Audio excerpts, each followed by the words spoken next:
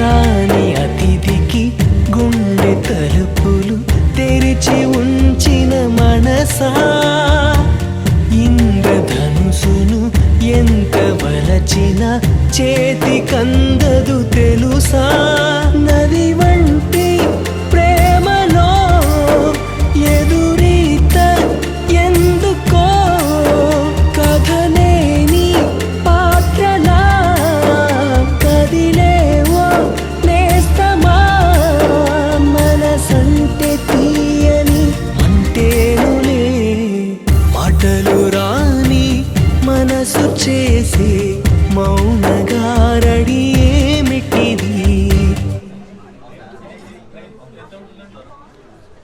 ఏ scene ఇలా ఉండే madam madam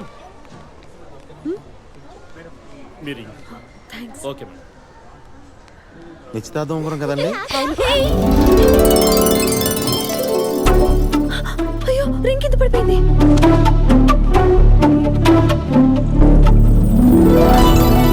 ఏమండి అక్కడ ఉంది, నేను వెళ్ళి తీసుకొస్తాను.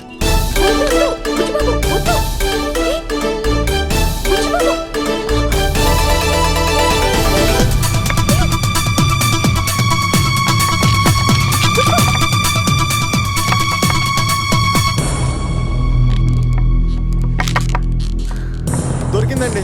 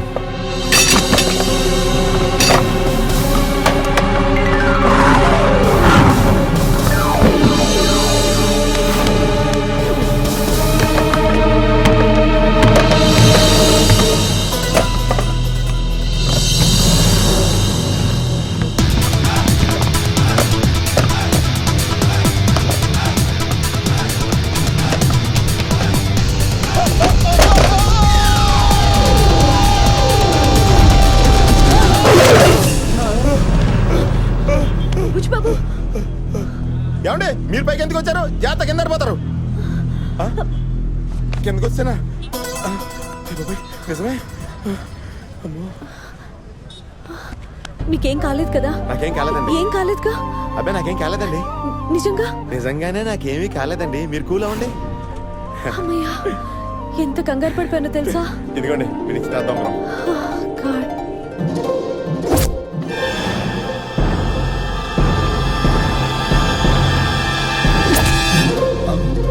ఎన్నికల ముందు బండబూతులు తిట్టుకున్న పార్టీలు ఎన్నికల తర్వాత విలీనమైపోయినట్టు కొట్టమన్న పార్టీ, కొట్టించుకునే పార్టీ ఎంత ఇదిగా విలీనమైపోయినరా? అమ్మో అన్నతో చెప్పాలి. బాగా జరిగింది కదా. ఒక్క నిమిషం. హలో అన్న, నేను కాంట్రాక్ట్ కిష్టిగాడిని. చెప్పు.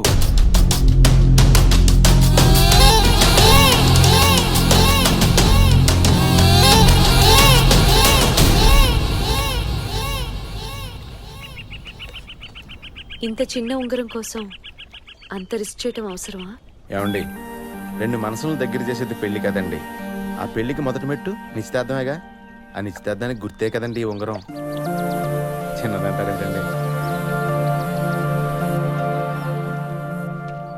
బుచ్చిబాబు, ఆ రోజు రిజిస్ట్రార్ ఆఫీస్లో నీ దగ్గర పెన్ ఉంది కదా?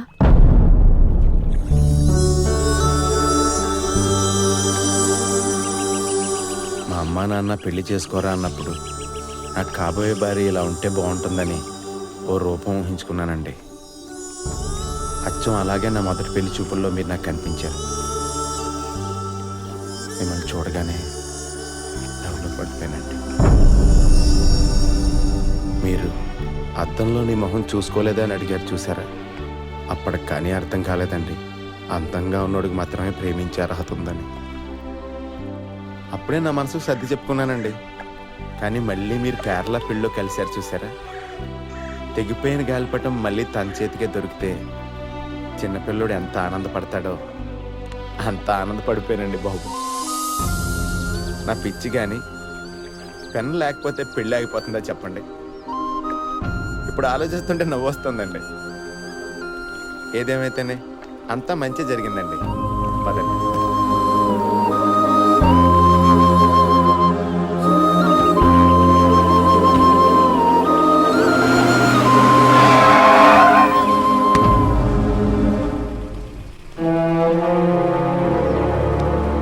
రాజా, నువ్వెప్పుడు వచ్చావు?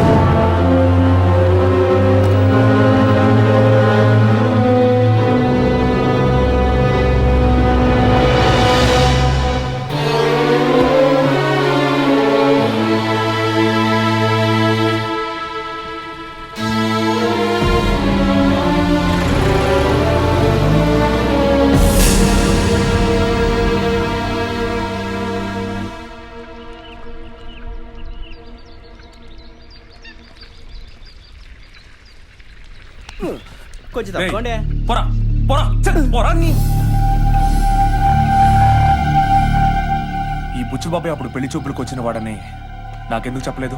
అదంత ముఖ్యమైన విషయమని నాకు అనిపించలేదు. ఓహో, ఇంట్లో పాప ఇచ్చింది, కంట్లో నలకపడింది, మధ్యాహ్నం దగ్గొచ్చింది, సాయంత్రం తుమ్మొచ్చింది, ఇలా ప్రతి విషయం నాకు ఫోన్ చేసి మరీ చెప్పేదానివి. ఇది మాత్రం చెప్పేంత ముఖ్యమైన విషయంగా అనిపించలేదా? ఇందులో తప్పుగా అనుకోవడానికి ఏముంది? మామూలు అమ్మాయి విషయంలో అయితే అనుకోవడానికి ఏం లేదు, కానీ నీలాంటి నిలకడలేని అమ్మాయి విషయంలోనే ఏమైనా అనుకోవచ్చు. అంటే నేను అన్నదాంట్లో తప్పే ఉంది. అప్పుడెప్పుడు క్రికెట్ బాగా ఆడతాడని ఒకడు, పాటలు బాగా పాడతాడని ఇంకొకడు, మధ్యలో మరొకడు నీకు నచ్చాడని నువ్వే నాకు చెప్పావు కదా. అంతెందుకు, నా కట్అవుట్ చూసి నా స్పీచ్ విని 5 నిమిషాల్లో నాకు ఫోన్ చేసి నువ్వంటే నాకు ఇష్టం అన్నావు. అలా అన్నావనే కదా పెళ్లి దాకా తీసుకొచ్చాను. ఇప్పుడు ఏమైందని ఇదంతా నాకు చెప్తున్నావు? రేపేం కాకూడదని చెప్తున్నాను. చీరలకి రంగులు మార్చినంత తేలిక ఆడది మనసు మార్చుకుంటే కష్టం. నువ్వేం మాట్లాడుతున్నావు నీకు అర్థమవుతుందా? అర్థమయ్యే మాట్లాడుతున్నాను. అమెరికా వాడు కదా, నీ మనసు అటు లాగదని గ్యారంటీ ఉంది? క్షణాల్లో మారిపోవడం నీకు అలవాటే కదా. రాజా, బుచ్చిబాబు గురించి నువ్వు మాట్లాడుతున్నావు కాబట్టి చెప్తున్నాను. నీకు అతనికి చాలా తేడా ఉంది. నీ చుట్టూ ఉన్న వాళ్ళంతా నీకు నచ్చినట్టే ఉండాలనుకుంటావు నువ్వు. తనకి ఎంత కష్టం అనిపించినా ఎదుటి వాళ్ళ ఇష్టాయిష్టాల్ని గౌరవిస్తాడు బుచ్చిబాబు. చాలు, వాడి గురించి చాలు. నీలాంటి దానికి నాలాంటి వాడే కరెక్ట్. ఎద్దు కూడా మొదట రంకెలేస్తుంది, తొక్కి పట్టి ముక్కు తాడి వేస్తే చెప్పినట్టు వింటుంది. ఆడది అంతే. 3 ముళ్ళు వేసి 4 రోజులు ఇంటి పని వంట పని చేస్తే నువ్వే మారతావు. మారకపోతే నేను వెతవని కాదు, మారుస్తా. నేను మారుస్తా.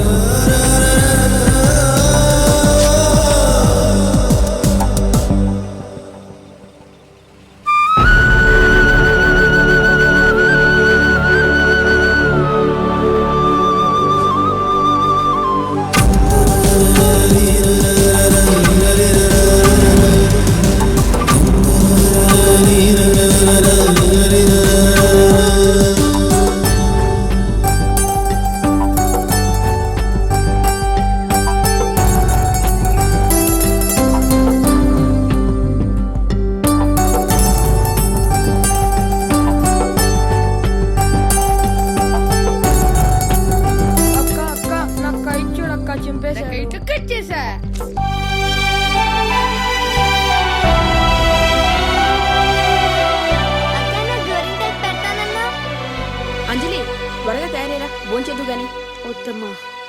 ఏమైంది దీనికి?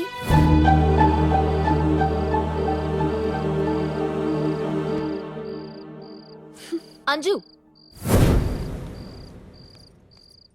అసలేంటి నీ ప్రాబ్లం?